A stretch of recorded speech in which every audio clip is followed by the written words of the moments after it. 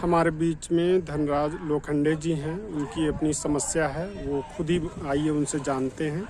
जी बताइए। सबसे पहले तो मैं इस बौद्ध धम्म परिषद में आए हुए मेरे तमाम यानी अम्बेडकरी बौद्ध बांधव और सभी यानी पूरे यानी देश के कोने कोने से इस यानी अम्बा नगर वर्धा जिले के यानी ऐसी यानी जगह मैं पहली बार जो मेरे भाई बहन आए हैं और जो भाई साहब मेरा यानी जो मेरा दुख दर्द मेरी यानी बात को समझकर जो उन्होंने जो पूरे यानी आपके समक्ष जो मेरी वेदना रखी है, मैं उनका सबसे पहले नमो बुद्धाय करना चाहता हूँ और उनको मैं यानी मैत्रीपूर्ण प्यार से जय भीम कहना चाहता हूँ। भाइयों और बहनों, मैं 30 साल से बिना मानधन यानी बिना पद मैं महापुरुषों की विचारधारा सर्व समाज में, एक ही दलित और बहुजन समाज में नहीं तो पूरे समाज में, मैं पूरे महाराष्ट्र के यानी देहात कब्जे में जहाँ यानी 4 घरों की यानी बस्ती है, वहाँ भी जाके मैं बुद्ध का धम्म और बाबा साहब की विचारधारा मैं पढ़ाता हूँ। और पैदल भी कभी कभी मुझे जाना पड़ता है, कभी कभी हाथ दिखा के मैं यानी जाता हूँ। लेकिन 30 साल से मैं प्रबोधन के माध्यम से सामाजिक प्रबोधन और समाज सेवा का मैं काम करता हूँ। भाई साहब, यह मेरा यानी अभिमान है। लेकिन बात ऐसी है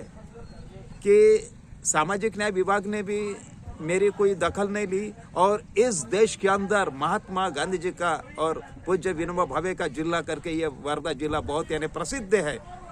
और इसी यानी गांधी जिले में मेरे जैसे एक अम्बेडकरी व्यक्ति महत्व के ऊपर 26 जनवरी में ऐसा यानी घिनौना यानी कृत्य यानी जिला प्रशासन की ओर से यानी किया गया। बात यहाँ भी नहीं खत्म होती है, लेकिन जो मैंने जो यानी मानवता सुख शांति और प्यार पूरे देश में फैलाना चाहिए और बाबा साहब अम्बेडकर लिखित भारतीय संविधान के अनुसार सामाजिक न्याय और आर्थिक न्याय मुझे मिलना चाहिए और मुझे शासन की ओर से प्रोत्साहन मिलना चाहिए करके मैंने पिछले बार यानी जिला शासन सामाजिक न्याय विभाग को मैंने यानी खत लिखा, एक विनंती की कि बाबा रे आप मुझे कहीं तो भी यानी मुझे आर्थिक यानी मदद दीजिए। लेकिन किसी ने मेरी नहीं सुनी। तो फिर मैंने ठेठ यानी देश के प्रधानमंत्री नरेंद्र मोदी साहब को मैंने खत लिखा और नरेंद्र मोदी साहब का जो पत्र है 9/12/2022 में जिलाधिकारी कार्यालय के संजय गांधी डिपार्टमेंट में यानी उस शाखा में आया। अब मुझे अभी ये मैं आरोप नहीं ले रहा, मैं शंका उपस्थित कर रहा है कि मैंने यानी नरेंद्र मोदी जी को जब यानी तकरार पत्र लिखा तो उस तकरार पत्र में संजय गांधी निराधार योजना के अंतर्गत मुझे आर्थिक मदद चाहिए या आर्थिक मानधन चाहिए, वो विषय नहीं था। लेकिन नरेंद्र मोदी प्रधानमंत्री कार्यालय दिल्ली का जो यानी पत्र है, जो मूल पत्र है, वो मूल पत्र के अनुसार यानी वो यानी सरकारी कागज यानी सामाजिक न्याय विभाग की ओर से मुझे अभी तक प्राप्त नहीं हुआ। और इसके भी पहले माननीय राष्ट्रपति सचिवालय दिल्ली, उन्होंने भी मुख्य सचिव चीफ सेक्रेटरी महाराष्ट्र गवर्नमेंट को मेरे बारे में 2 बार यानी दखल लेने के लिए यानी आदेश पत्र निकाला, फिर भी किसी ने अभी तक मुझे जवाब नहीं मिला। और बात ऐसी हो गई कि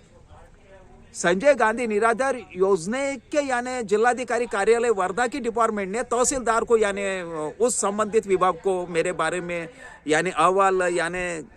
प्राप्त करने के लिए यानी लेटर भेजा और उन्होंने भी यानी वो तलाटी पटवारी को भी भेजा। भलाई यानी उसका और कुछ समझ में था। मेरी सीधी सीधी बात थी कि मैं 30 साल से यानी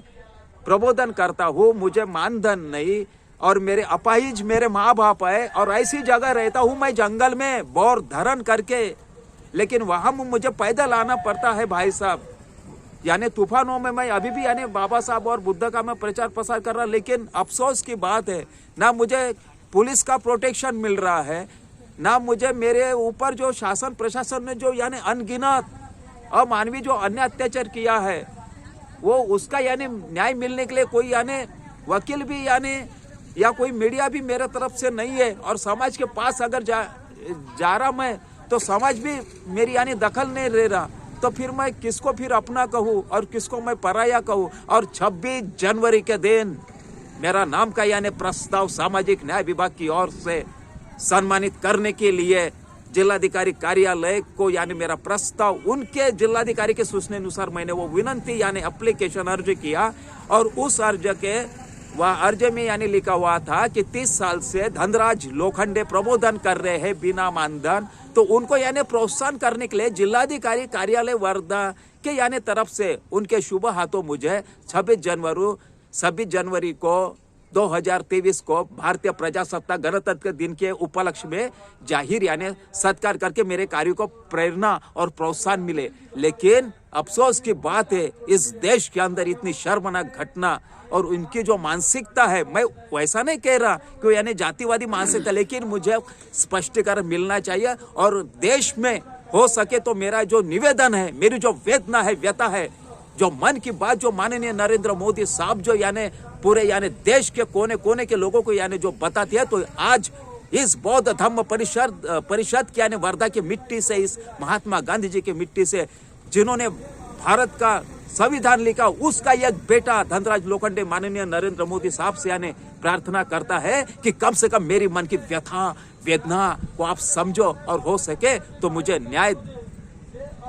देने की कोशिश करना बाबा। लेकिन मेरे ऊपर जो अन्याय अत्याचार हो रहा, लेकिन कलेक्टर के हाथों अगर मुझे एक प्रमाण पत्र मिल जाता था तो वो मैं जो गरीबों की जो मैं सेवा करता हूँ, उनके जो काम करता हूँ, अच्छा जो मैं यानी निस्वार्थ भाव से, पवित्र भाव से,